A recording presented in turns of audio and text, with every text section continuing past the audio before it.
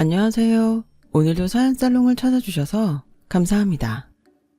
올해 40이 된 하나이의 엄마이자 둘째를 임신 중인 여자입니다. 요즘은 사는 것이 힘들어 아이를 포기한 부부가 많다고 하죠. 그런데 또 반면 아이를 간절히 바랐지만 아이가 생기지 않아서 고생하는 불임 부부도 이 세상에는 많은 것 같아요. 저희 부부도 한때 아이를 간절히 원했지만 결혼한 지 7년이 지났음에도 아이를 못 가져 고생한 부부였어요. 저는 물론이고 남편도 결혼 전부터 아이를 참 좋아했는데 그랬던 저희 부부가 불임이라니 저는 인정할 수가 없었어요. 그렇다 보니 저는 계속 임신에 집착했고 남편은 그런 저를 걱정하며 매일매일 힘든 시간을 보내야 했어요. 게다가 불임의 원인이 원인 불명이라고 해서 그 점이 저를 정말 힘들게 했는데요. 이유를 알 수 없으니 노력하면 되지 않을까 하는 촛불 같은 희망에 저는 다니던 직장도 그만둔 채 시험관 시술에 매달렸어요. 하지만 무엇이 문제인지 도통 아이는 생기지 않더군요. 저는 점점 예민해져만 갔는데요. 남편이 그 점을 가장 힘들어 하더라고요. 저는 원래 긍정적이고 명랑한 사람이었어요. 하지만 계속되는 임신 실패와 하루 종일 집에만 틀어박혀 임신 생각만 하고 있으니 성격도 변했고 한 번은 남편이 도저히 이렇게는 살 수 없다며 저에게 심각한 얼굴로 이렇게 말했어요. 자기야, 우리 결혼한 지 벌써 8년 차야. 난 솔직히 이제 시험관 하기도 그만하고 싶어. 우리 그냥 인정하자. 애 없이 사는 부부도 세상엔 많아. 그래서 지금 애를 포기하자는 거야? 난 싫어. 못해. 자기 애 좋아하는 거 누구보다 내가 잘 알아. 남들의 부러운 눈으로 보던 자기 얼굴 내가 다 봤는걸. 난 꼭 애 낳을 거야. 그럼 결정해. 나는 도저히 이렇게는 못 살겠어. 애야 나야. 당신이 계속 임신에 집착한다면 난 당신하고 이혼할 거야. 뭐라고? 자기 지금 나 애 못 낳는다고 이혼하자는 거야? 지영아, 제발 정신 좀 차려. 애 못 낳아도 되니까 그만하자는 거잖아. 왜 내 마음을 그렇게 모르냐? 너 원래 안 그랬잖아. 네, 저는 거의 제정신이 아니었어요. 사람이 한 가지에만 집착하니 점점 미치더라고요. 게다가 남편은 아들 둘 있는 집안의 장남이었는데 시부모님이 아무 말도 하지 않았음에도 이상하게 저는 시부모님의 눈치를 보며 마치 죄인인 것처럼 위축이 됐어요. 그렇다 보니 시부모님 뵙는 것도 힘이 들더라고요. 그럼 안 되지만 꼭 가야 하는 자리가 아니면 시댁에도 가지 않았고 남편만 시댁에 보냈어요. 시부모님도 대충은 제 마음을 아셨는지 그 부분에도 아무런 말씀을 하시지 않았는데 한 번은 남편이 지방으로 출장을 가게 돼서 집을 비우게 되었는데 하루 종일 배가 고프지 않아서 밥도 먹지 않고 멍한 눈으로 창밖만 바라보고 있었는데 초인종이 울렸어요. 하지만 저는 올 사람도 없으니 그 초인종 소리를 무시했죠. 그러다 사람 없는 줄 알고 가겠지 했는데 오히려 초인종 소리에도 꼼짝하지 않자 문을 쾅쾅 요란하게 두드리는데 두 소리에 짜증이 확 나더라고요. 그래서 한 소리 할 마음으로 현관문을 확 열어 제꼈는데 글쎄 현관문 앞에는 전혀 예상하지 못했던 시어머니가 포장 음식을 들고 서 계시는 게 아니겠어요? 어머니, 여기까지 무슨 일로? 명우 출장 갔다며. 그럼 너 혼자 있을 거잖아. 그래서 너랑 모처럼 둘이 소주나 마시려고 왔다. 너 밥 안 먹었지? 네, 근데 저는 생각이 없어요. 그리고 지금 집이 좀 지저분한데. 그래서 뭐, 나더러 그냥 가라고? 아니, 그건 아닌데. 그러지 말고 안에 들어가자. 집이 지저분하면 어때? 가정집에 항상 깨끗하라는 법 있니? 다 괜찮아. 나 진짜 너랑 소주 마시고 싶어서 왔다니까. 너도 알다시피 네 아버지가 고지식한 양반이라 여자 술 마시는 거 싫어하잖아. 내가 이 나이에도 이렇게 남편 눈치를 보고 산다. 뭐해? 안 들어가고. 저희 시어머님은 말씀은 그렇게 하셔도 여장부 같으신 분이세요. 그리고 말씀은 소주 마시러 오셨다고 했지만 분명 남편 없이 혼자 있는 제가 신경이 쓰여서 오셨다는 걸 저는 모르지 않았죠. 너 요즘 도통 입맛이 없다며. 그래서 내가 너 환장한다는 매운 불족발 사왔다. 이거 네가 좋아한다는 그 집 거야. 명호한테 물어봐서 내가 거기까지 직접 갔다 왔다고. 나도 참 술 마시고 싶어서 너한테 이런 정성을 보인다. 어머니, 그렇게 말씀 안 하셔도 저 이미 다 알아요. 저 때문에 오셨잖아요. 누가 그래? 너 때문에 왔다고? 난 이 소주 때문에 왔어. 솔직히 명호도 엄마 술 마시는 거 싫어하잖아. 이게 다 지 아빠가 술을 안 먹어서 그렇다고. 명호 씨는 잘 먹는데? 내 말이 지는 다 먹고 다니면서 왜 나는 먹지 말라고 하냐고. 그리고 나 이 불족발 오늘 처음 먹어보는 거다. 내가 아까부터 침이 고여서 죽는 줄 알았어. 뭐해? 빨리 장가져 오지 않고. 그리고 너 빈속에 이거 먹으면 속 난리 나니까 밥도 한 공기 퍼와라. 시어머니는 그렇게 신이 나서 식탁에 사온 것들을 죄다 꺼내놓으셨어요. 그리고는 정말로 신이 난 얼굴로 소주잔에 소주를 따르셨는데 그 모습을 보고 있으니 피식 웃음이 나오더라고요. 신기하죠? 남편과 있을 때는 남편이 아무리 잘해줘도 기분이 풀리지 않았는데 시어머니와는 별다른 것도 하지 않았는데 웃음이 나왔으니 말이에요. 그리고 저는 정말 오랜만에 술을 마셨는데요. 생각해보니 저는 꽤 오랫동안 임신 준비한다고 자극적인 음식이며 술을 입에 대지도 않았어요. 그래서인지 오랜만에 마시는 술이 어찌나 단지 말처럼 술술 들어가더라고요. 속으로 그동안 이 맛을 잊고 살았구나 싶어 마음이 씁쓸했는데 시어머니가 그런 제 얼굴을 보시고는 이렇게 말씀하셨어요. 어때? 달아? 네, 달아요. 이 술이 달면 인생이 썼다는 소리야. 아가, 나는 그렇다. 네가 무슨 마음에 그렇게 애를 원하는지 모르겠지만 나는 아니야. 물론 있으면 좋지. 그런데 없다고 절대 슬프지 않단다. 화도 나지 않아. 서운하지도 않고. 그건 네 시아버지도 마찬가지다. 우리라고 왜 그런 얘기를 안 했겠어. 우린 그냥 니들이 지지고 볶고 좋았다가 나빴다가 하면서 니들 인생을 살았으면 좋겠다. 이건 너한테만 말하는 건데 사실 난 처녀 시절에는 독신주의자였다. 내가 애를 안 좋아하거든. 그런 내가 아들 둘을 키웠으니 생각해보면 난 그때 늙은 얼굴이 지금까지 가는 거야. 어머니도 참, 어머니 하나도 안 늙으셨어요. 그리고 항상 죄송하고 감사하게 생각해요. 애도 못 낳는 며느리한테 싫은 소리 한 번도 안 하셨잖아요. 그러기 쉽지 않다고 하던데. 네가 이쁘니까 안 했지. 근데 너 계속 이러면 나 너한테 서운할 것 같다. 네가 나랑 네 시아버지 눈치 보면 니네 부모님도 우리 눈치 보게 만드는 거야. 아마 말씀은 못 하셔도 네가 이러면 이럴수록 니네 부모님 속도 까맣게 다 타셨을 게다. 그러니 이제 마음 좀 내려놓고 하고 싶은 거 있으면 하고 살아. 우린 정말 괜찮아. 그러니까 이제부터는 너 좋아하는 이 족발도 먹고 술도 마시고 재미나게 살라고. 시간이 마냥 많은 것 같지? 절대 아니야. 인생의 어느 순간 휙 지나가 버려. 저도 그러고 싶은데 길거리에 나가면 애들이 너무 보여요. 그런 애들 보고 있으면 왜 나만 애가 안 생기지? 그런 생각이 드는데 옆을 보면 명호 씨도 그런 애를 부러운 눈으로 보고 있어요. 명호 씨도 애 엄청 좋아하잖아요. 그런 말이다.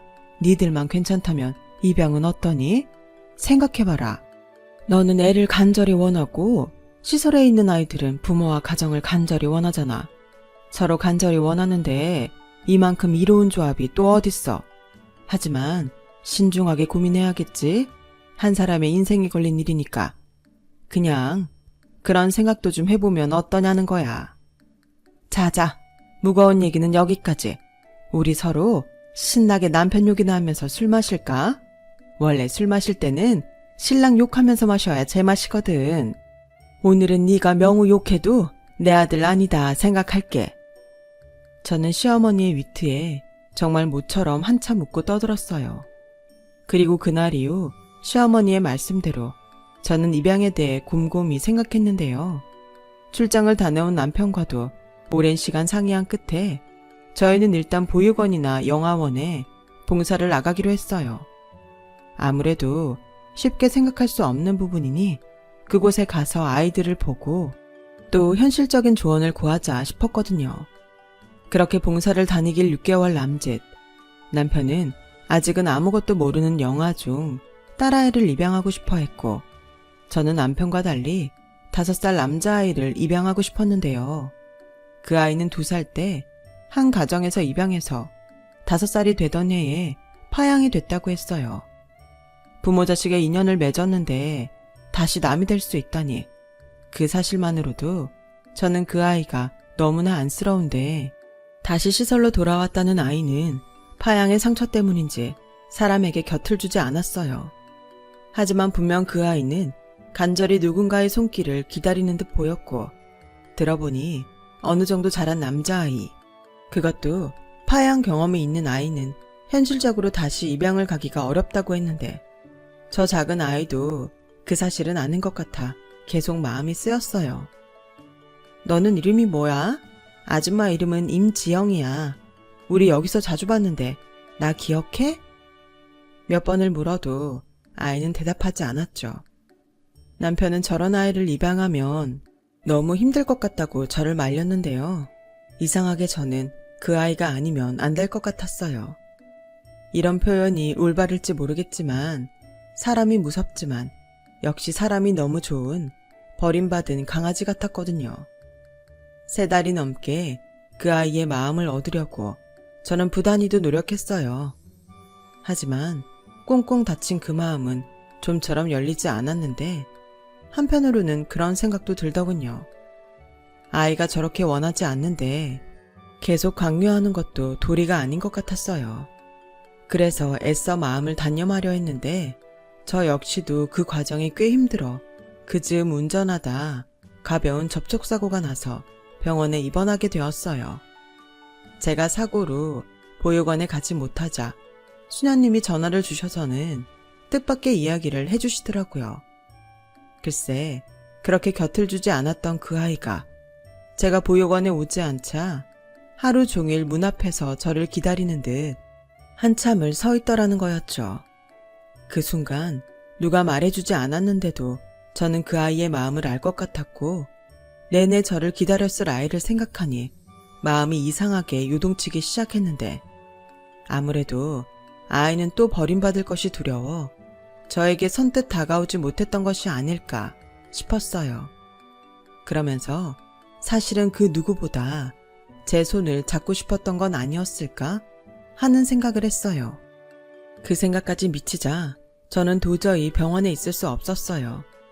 그래서 다음날 병원에서는 움직이지 말라고 했지만 저는 아픈 것도 모르겠다며 무작정 퇴원해 보육원부터 찾아갔고, 정말로 수녀님 말처럼 문 앞에 혼자 서 있는 그 아이를 보게 됐는데요.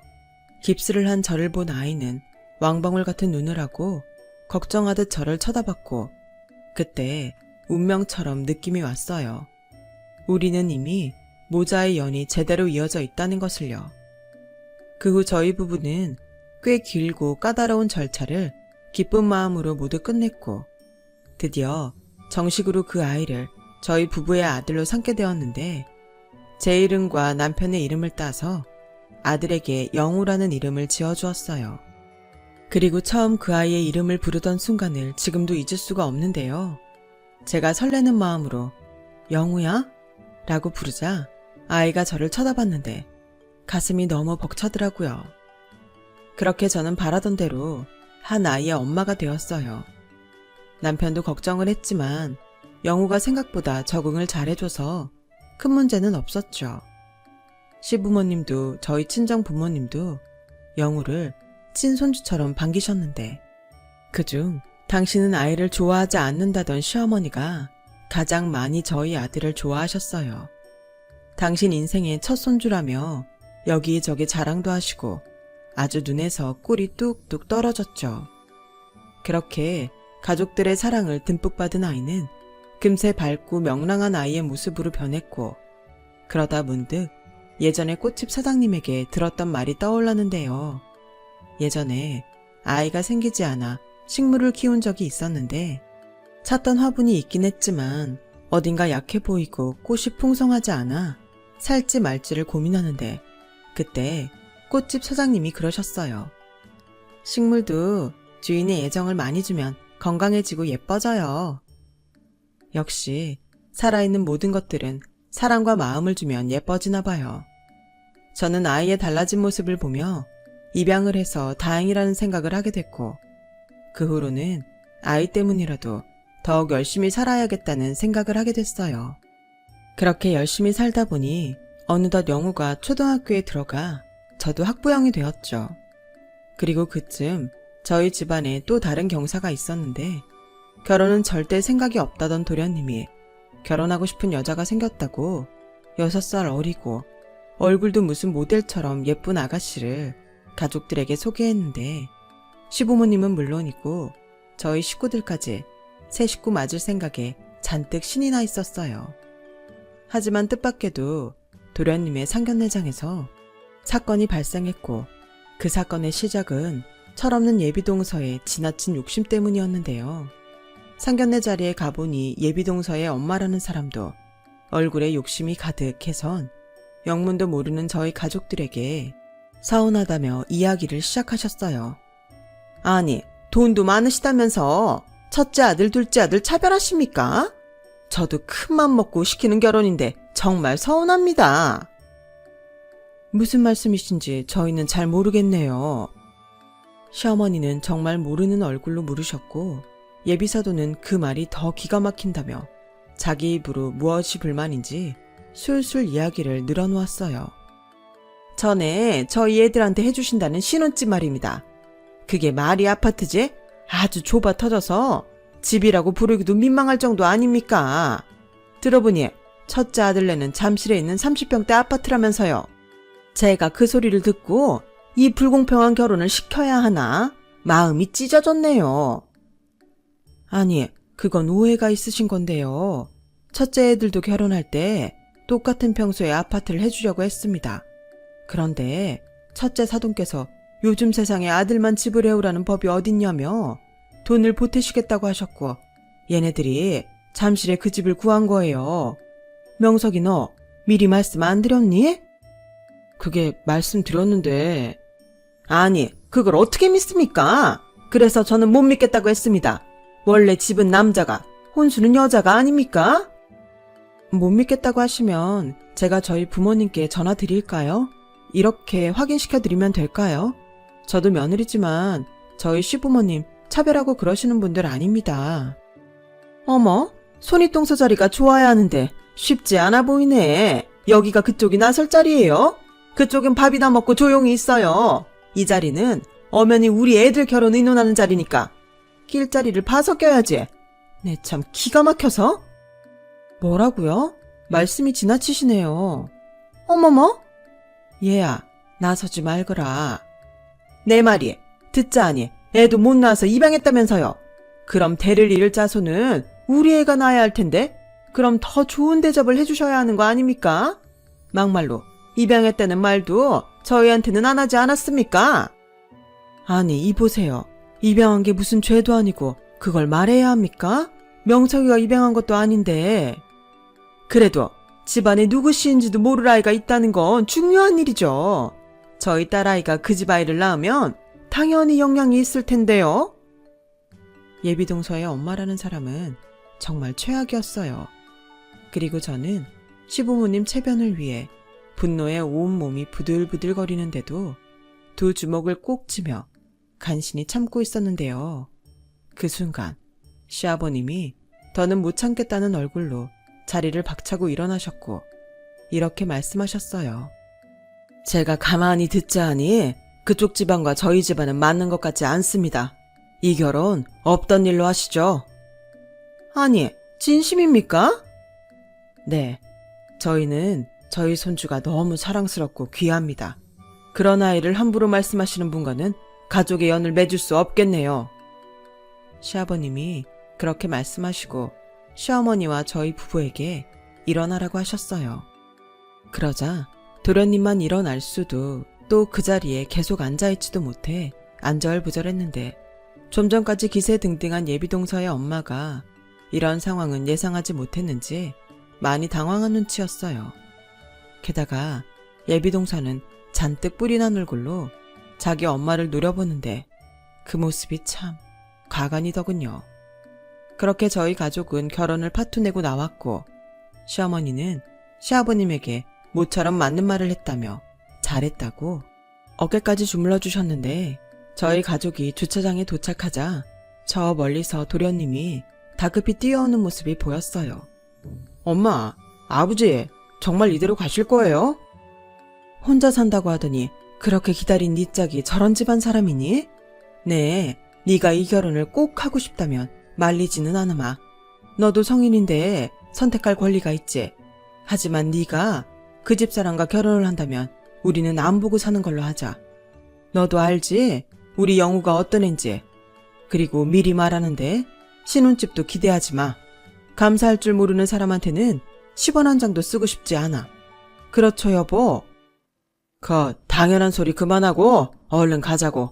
우리 영우 끝날 시간이잖아. 나 얼마 먹지도 못해서 배고파. 영우 데리고 근처에 짜장면이나 먹자고. 니들도 같이 가. 그래도 소영이는 착해요. 영우도 이쁘다고 했어요. 착한 애가 예비 시부모님이 해주는 아파트 성에 안 찬다고 그러냐? 형, 그야 그건 소영이 어머님이. 됐어 임마. 형도 이번에 너한테 실망했어. 여자 보는 눈이 높아서 큰일이라고 생각했더니 도대체 넌 뭘 본 거야? 영우 아빠 그만해. 도련님도 몰랐겠지. 도련님 저희 갈게요. 생각 잘해보시고 결정하세요. 제가 도움은 못 되겠지만 도련님 선택 존중할게요. 저는 그렇게 말하고 남편이 운전하는 차에 탔어요. 그리고 시부모님과 다 같이 영우가 다니는 학교 앞으로 갔고 하교하는 영우를 데리고 한 중화요리점을 갔는데요. 그런 일이 있어서 그런지 시부모님은 당신들 사이에 영우를 앉히고 그날따라 더욱 영우를 챙기셨는데 이게 참 감정이 복잡 미묘했어요. 하지만 저 역시도 저런 생각을 하는 사람과 형님 동서할 생각을 하면 눈앞이 아찔했기에 이대로 결혼이 파토가 나면 좋겠다고 생각했어요. 그리고 이런 생각도 그리 좋은 생각이 아니었는지 그 난리가 있고 일주일도 지나지 않아 시어머니에게 당장 오라는 호출을 받게 됐고 다급히 간 시댁에서 그 문제의 예비 동서와 그 문제의 예비 동서의 엄마까지 보게 되었는데 지난번 그 위풍당당한 모습과는 다르게 무릎을 꿇고 두 손을 모아 싹싹 빌며 제발 파혼만은 말아달라며 빌고 또 빌고 있더라고요. 아니 일주일 만에 저렇게 태도를 바꿀 일이 있나? 저희 부부는 어안이 벙벙했는데 곧이어 도련님의 입에서 기막힌 이야기를 듣게 되었어요. 엄마, 아버지, 소영이 임신했어요. 그날 주차장에서 말하려고 했는데 장모님도 그때는 모르고 계셔서 말을 못했는데 저 아이 낳고 소영이랑 살고 싶어요. 사돈, 저도 이 말을 듣고 심장이 떨어져 나가는 것 같았어요. 하지만 어떡합니까? 이렇게 애까지 생겼는데 노여움 푸시고 제발 예정대로 시골리게 해주세요. 아니, 저는 명석이한테 하고 싶으면 하라고 했습니다. 이렇게까지 하실 이유가 없는 것 같은데요. 저기 먼저 번에 해주신다는 그 아파트요. 저 그냥 거기 들어가 살게요. 예비동서는 그 말을 하는 게 무슨 대단한 결심을 해야 했는지 두 눈을 질끈 감고 말을 했어요. 그리고 그 모습에 시부모님도 저희 부부도 황당하기 그치 없었는데요. 사실 저희 시부모님이 재산이 꽤 많아요. 전세와 월세를 주고 있는 아파트도 세 채 있고 강남은 아니지만 서울의 빌딩도 두 채가 있어서 거기서 나오는 임대료만 해도 시부모님은 먹고 사시는데 지장이 없을 정도시죠. 하지만 시부모님은 사람이 사지 욕심 멀쩡한데 왜 노냐고 나이와 건강이 허락하는 선에서는 일을 해야 한다는 주의셨는데 그래서 두 분이 알게 모르게 기부도 많이 하시고 그래요. 저 역시 그 모습이 너무 보기 좋아. 우리도 형편이 되면 나중에 시부모님처럼 살자고 남편과 약속했는데 아무래도 예비동서는 도련님에게 시부모님 재산을 듣고 다른 생각을 했던 것 같았죠.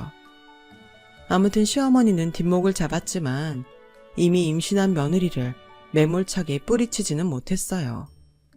시아버님도 마찬가지로 더 이상의 반대는 하지 못하셨고 원래 해주기로 한 20평대 작은 아파트를 하나 해주는 걸로 결혼 이야기를 마무리 지으셨는데요. 기껏 허락을 받고 돌아가는 예비동서와 예비동서 엄마는 실컷 풀이 죽어 시댁을 나섰어요. 남편이 집에 오는 길에 그러더군요.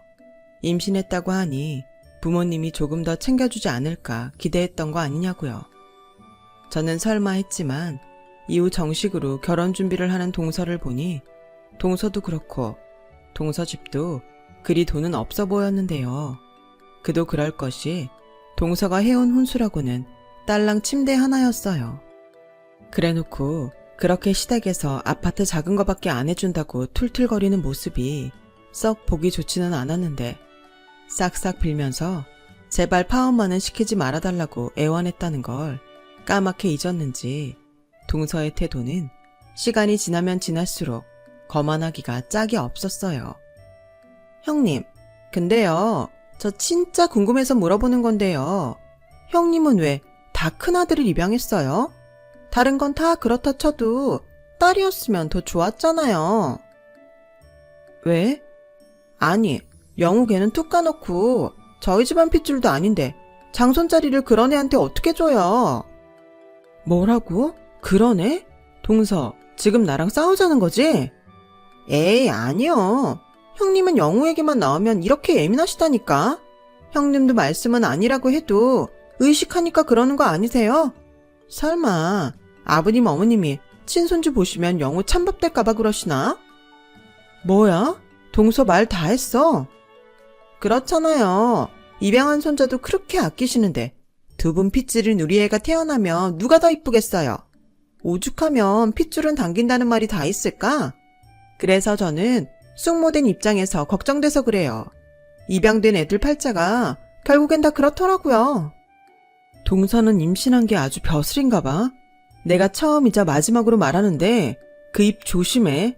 다음에 또 이렇게 똥인지 된장인지 구별 못하면 그때는 바로 네 머리차부터 잡을 테니까. 하긴 너도 그 애 아니었으면 결혼도 못했을 텐데 얼마나 고맙겠니. 하지만 또 한 번 우리 애 입양하니 뭐니 떠들었다간 동서가 뭐가 없는 줄 알아. 알겠어? 천박하고 무식해서 상대 안 하려고 했더니 비켜! 저는 제 말에 씩씩거리며 지랄 발광하는 동서를 뒤로하고 남편과 영우가 있는 곳으로 갔는데요. 저에게 무슨 일이 있었는지 모르는 남편과 영우는 저를 보며 활짝 웃는데 그 미소를 보니 저는 더욱 가슴이 아팠어요. 우린 이렇게 한 가족이라는 이름으로 행복한데 자꾸만 동서가 흠집을 내려는 것 같아 저도 예민해지더라고요. 그 후 동서는 제 눈치를 살살 보기 시작했어요. 애당초 동서와 잘 지낼 마음까지는 없었던 저였기에 동서가 눈치를 보고 알아서 조심하니 이건 이거대로 됐다는 생각을 했는데 몇 달 후 동서가 아들을 낳았어요. 그러자 동서는 마치 왕자를 낳은 후궁처럼 저와 시어머니 앞에서 콧대를 높였고 저는 그러든지 말든지 하며 도련님께 축하금이 든 봉투를 드렸는데 그 모습을 본 시어머니가 당신도 봉투를 해왔다며 동서에게 수고했다고 딱 봐도 두툼한 봉투를 건네셨어요. 그러자 동서는 눈이 반짝반짝해서는 시어머니가 준 봉투를 받아 그 자리에서 액수를 확인했고 액수가 기대했던 것과 달랐는지 눈물까지 글썽이며 원망하듯 말을 늘어놓는데 정말이지 기가 막혔어요. 어머니, 제가 아들을 낳았는데 고작 300만 원 주시는 거예요? 3천도 아니고요? 뭐? 3천? 넌 무슨 애가 아들 낳고 그렇게 돈돈거리냐? 그렇잖아요. 어머니는 첫 손주인데 못해도 최소 1,000만 원은 주셔야죠. 첫 손주? 네가 애를 낳더니 기억 상실이라도 됐니? 나한테는 이미 손주가 있다. 너네가 우리 영우 그런 식으로 무시하지 말라고 했지. 몰라요. 입양한 손주는 그렇게 끼고 사시면서 정작 핏줄인 저희 아들한테는 어쩌면 그러세요? 이 돈 가지고는 저 조리원도 못 들어간단 말이에요. 제가 들어갈 조리원이 1,000,000원인데 꼴랑 200~300 가지고 저더러 어쩌라고요. 뭐야? 무슨 산후조리를 하는데 1,000,000원이나 해? 네가 무슨 귀부인이야 뭐야? 어머, 말씀하시는 것 좀 봐. 오빠가 무슨 말이라도 해봐. 소영아, 그러게 내가 이건 좀 아니라고 했잖아. 남은 돈은 내가 알아서 할게. 그만해. 오빠 돈이 오빠 돈이야? 우리 돈이지. 그리고 원래 산후조리비는 시댁에서 해주는 거야. 어머니, 저 이 돈으로는 산후조리 못해요. 나머지 700 더 주세요. 나 참 기가 막혀서 산후조리 친정 엄마가 해준다는 말은 들었어도 산후조리비 시댁에서 해주는 거라는 건 너한테 처음 듣는다. 난 그 이상은 못 줘. 그것만으로도 감지덕진 줄 알아. 어머니, 진짜 너무하세요. 돈도 많으시면서. 좋아요. 그럼 앞으로 저희 아들은 못 보신다는 거 아세요. 요즘은 능력 없으면 손주 얼굴도 제대로 못 보는 세상이에요. 동서 애 낳다니 완전히 미친 거 아니야? 형님도 부러우면 가만히 계세요. 애를 낳아봤어야 알지. 저는 동서의 그 말에 그만 욱해서 가방을 든 손을 번쩍 올렸는데요. 시어머니는 그런 제 손을 잡으시면서 동서에게 환한 미소로 이렇게 말씀하셨어요. 그래, 네 말을 들으니 이제 내 알겠다. 그러니까 네 말은 나랑 네 시아버지가 돈을 풀지 않으면 네 아들을 보여주지 않겠다. 이 소리지? 네, 저희 아들이 어떤 아이예요? 이 집안 대를 이을 귀한 혈통이잖아요. 하물며 그 입양한 애도 손자라고 아끼시면서 저희 아들한테는 그 정도는 해주셔야죠. 그래야 나중에 영우 걔도 지가 장손이니 뭐니 깝치지 못하게. 야, 뭐? 깝친다고? 이게 애를 낳더니 눈에 뵈는 게 없구나. 저는 그만 이성을 잃고 동서에게 야라고 해버렸어요. 그러자 시어머니는 저를 병실 문으로 데려가셨는데요. 그러고는 침착한 얼굴로 동서에게 가셨고 대화를 이어나가셨어요. 그래, 내가 미처 거기까지는 몰랐다. 그럼 나랑 네 시아버지는 앞으로 네 아들 안 보는 걸로 하자. 너 받은 그 300도 다시 이리 다오. 난 굳이 네 아들을 돈까지 줘가면서 보고 싶지는 않아. 나한테는 이미 귀한 장손이 있는데 내가 뭐가 아쉬워서 그렇게 한다니? 됐다 그래라. 뭐해? 그 돈이나 빨리 주지 않고 그 돈으로 우리 영우 자전거나 좋은 걸로 하나 사줘야겠다. 어머니 진짜 미친 거 아니세요? 아니 어떻게 제 아들이 보육원 출신보다 못해요. 저희 아이는 어머님 핏줄인데. 너 그 입 안 닥쳐? 이게 큰 소리 안 내려고 사람이 참는데 어디 어른 앞에서 악을 써. 너 네 친정에서 그렇게 배웠니? 명석이 너 다시는 나나 네 형네 연락하지 마라. 우리 연 여기서 끊자. 엄마 그래도 너도 머리가 있으면 생각을 해. 누가 내 손주 안 귀하대? 근데 이게 맞아? 지금 이게 정상이야? 내가 너 이렇게 키웠어? 죄송해요. 남한테 피해주지 말고 잘 살아라. 우리는 이만 가자. 이딴 곳에 영우 안 데려오길 천만다행이다. 너도 쟤들이랑 이제 상종하지 마. 저는 그렇게 시어머니의 손을 잡고 그 병실을 나왔어요. 그리고 돌아가는 택시 안에서 그만 눈물이 쏟아지고 말았고 시어머니는 그런 저를 품에 꼭 안아주셨는데요. 그 후 시어머니는 물론이고 이 사실을 안 시아버님도 단단히 화가 나서 도련님네와 완전히 연을 끊어버리겠다고 하셨고 도련님이 뒤늦게 전화를 수십 통도 넘게 했는데 그 전화도 모두 받지 않았다고 하시더라고요. 그리고 도저히 안 되겠는지 도련님과 동서가 그 갓난아이까지 데리고 시댁 문 앞까지 갔다고 하는데 결국 문도 열어주지 않으셨다고 했어요. 결국 또다시 동서의 그 엄마까지 동원돼서 저희 시어머니에게 연락을 하셨는데요. 미처 그 번호까지 저장을 안 한 탓에 전화를 받게 된 시어머니는 인상을 잔뜩 구기셨어요. 사돈, 저는 정말 이해할 수가 없습니다. 아니 어떻게 사돈 핏줄을 낳은 저희 딸을 그리 막대하십니까? 저희 딸이 결국 산후조리도 못했습니다. 이게 사돈이 바라던 일입니까? 이러시면 저라고 정서방이 이쁠까요? 저도 받은 만큼 정서방한테 돌려줄 겁니다. 그래요? 그럼 그러세요. 그럼 명석이 걔도 알겠네요. 지가 얼마나 큰 똥을 밟았는지. 그리고요, 사람이 지 분수를 알아야 합니다. 그렇게 지 욕심만 챙기고 자기보다 못하면 깔아뭉개는 댕내딸. 저는 보기 힘드네요. 처음엔 가진 게 너무 없어서 저렇게밖에 못 컸나 했습니다. 그래서 측은하게 보려고 애도 많이 썼어요.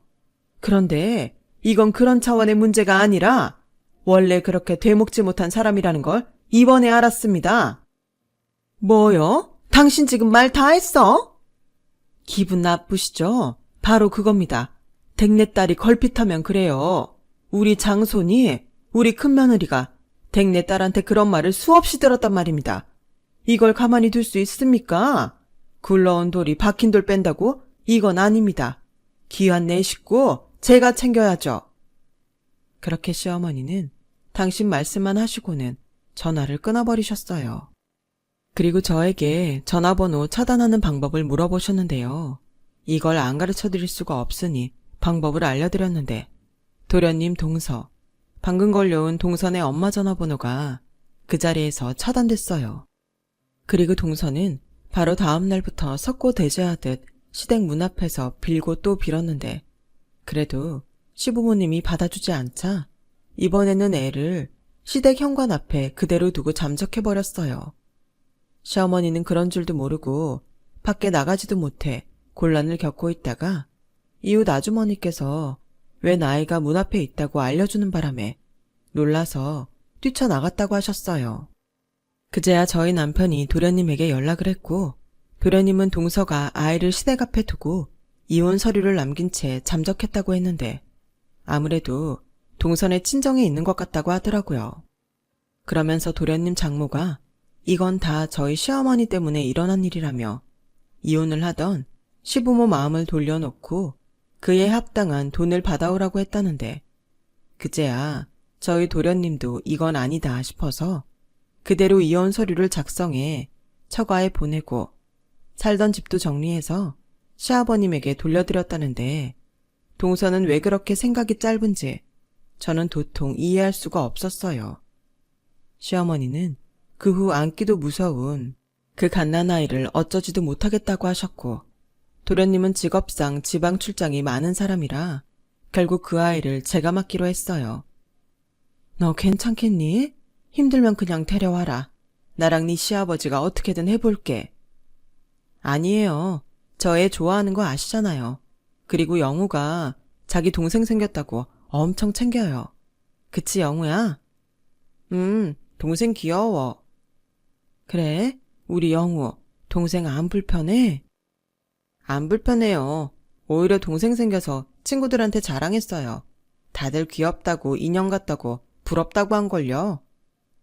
영우는 환하게 웃으며 그렇게 말했고 저는 두 아이를 돌보게 되었는데 도련님이 괜찮다고 하는데도 저에게 매달 양육비를 보내시며 지방에서 좋다고 하는 것이 있으면 바로 택배로 보내시는데 이혼한 동서한테는 미안하지만 이제야 저희 집에 평화가 온 듯 저는 마음이 놓였어요.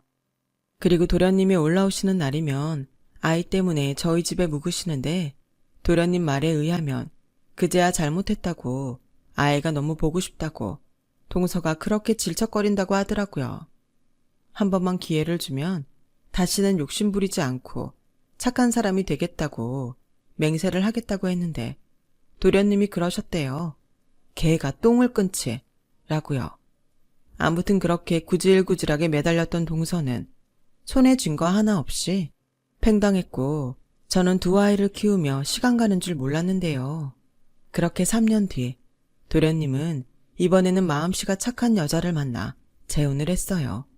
그리고 아이도 데리고 가셨는데 조카가 부모 품으로 돌아가서 다행이다 싶기도 하고 또 한편으로는 제 손으로 키워 그런지 허전하고 서운하기도 했는데요. 그런 저에게 하늘도 선물을 주고 싶으셨는지 기적처럼 자연 임신을 하게 됐어요. 그렇게 바라던 임신이었는데 정작 그게 현실이 되니 실감이 나지 않더라고요. 산부인과에서 힘차게 뛰는 아이의 심장 소리를 듣고 나니 그간 마음 졸였던 임신을 기다렸던 날이 떠올라 그만 울컥하고 눈물을 쏟고 말았어요. 그리고 제 임신 소식에 누구보다 좋아하셨던 건 저희 친정 엄마와 시어머니셨는데요. 두 분이 그렇게 껴안고 우시더라고요. 그 후 저는 난생 처음 태교라는 것을 하게 됐고 그렇게 저는 지금은 임신 7개월에 접어들었어요. 거울 속 배가 볼록 나온 제 모습을 보면 그렇게 웃길 수가 없는데 남편과 영우는 이런 제가 세상에서 가장 아름답다며 요즘은 아주 저를 공주마마 대하듯 떠받들고 있는데 이게 처음엔 좀 오글거렸지만 지금은 편하고 행복하기만 하네요. 그리고 언제나 속정이 깊은 아버님은 제가 그동안 마음고생을 많이 하고 영우와 조카까지 키우느라 고생했다며 가지고 있던 제일 큰 평수의 아파트를 제 명의로 바꿔주셨어요. 분에 넘치는 선물에 정말 몸둘 바를 모르겠더라고요. 그렇게 모든 분께 감사하며 출산 준비를 해가고 있는데 벌써 12살이 된 다 큰 아들이 저에게 다가와 제 배를 만지며 이렇게 말했는데요. 엄마, 뱃속의 내 동생은 공주님이지? 그럼 의사 선생님이 우리 영우 예쁜 여동생 생긴다고 했잖아. 나 동생 태어나면 세상에서 가장 듬직한 오빠가 돼줄 거야. 내 동생 아무도 못 건들게 평생 지켜줄 거야. 와, 우리 아들 멋진데? 근데 그럼 엄마는? 엄마는 안 지켜줘? 엄마는 아빠가 지켜주잖아. 치, 그래도 엄마는 아들이 지켜주는 게 더 좋은데. 그래? 그럼 알았어. 엄마도 내가 지켜줄게. 엄마, 걱정하지 마. 그리고 있잖아. 엄마, 내가 이 말을 아직 못한 것 같은데. 무슨 말? 고마워. 영우 엄마 돼줘서 진짜 고마워. 사랑해, 엄마. 저는 영우의 말에 그만 목이 탁 하고 메어 아무 말도 하지 못했어요. 이렇게 작은 아이가 벌써 마음이 그렇게 깊다니. 저는 참 복이 많은 사람이에요. 나중에 이 말을 퇴근한 남편한테 들려줬는데 남편도 표정 관리를 하지 못하고 결국엔 울어버렸고 저도 따라 또 눈물이 나서 울다가 다음날 아침 부부가 나란히 눈이 퉁퉁 부었죠. 저희 아들이 개구리 남매 같다며 배꼽을 잡고 한참을 웃다 학교에 갔어요. 이게 다 누구 때문인데. 저는 그런 사랑스러운 아이의 엄마라는 게 세상에서 가장 큰 자랑이랍니다. 곧 태어날 둘째도 저런 오빠의 따뜻한 점을 닮았으면 좋겠어요. 그럼 저의 이야기를 마칠게요. 저의 이야기 들어주셔서 고맙습니다. 힘든 시국이 지나가는 것 같아요. 부디 행복한 일상으로 건강하게 돌아가시길 진심으로 바라겠습니다. 여러분, 사연 댓글에 응원과 현명한 조언 부탁드려요. 좋아요와 구독은 저에게 큰 힘이 됩니다. 오늘도 좋은 일 가득하세요.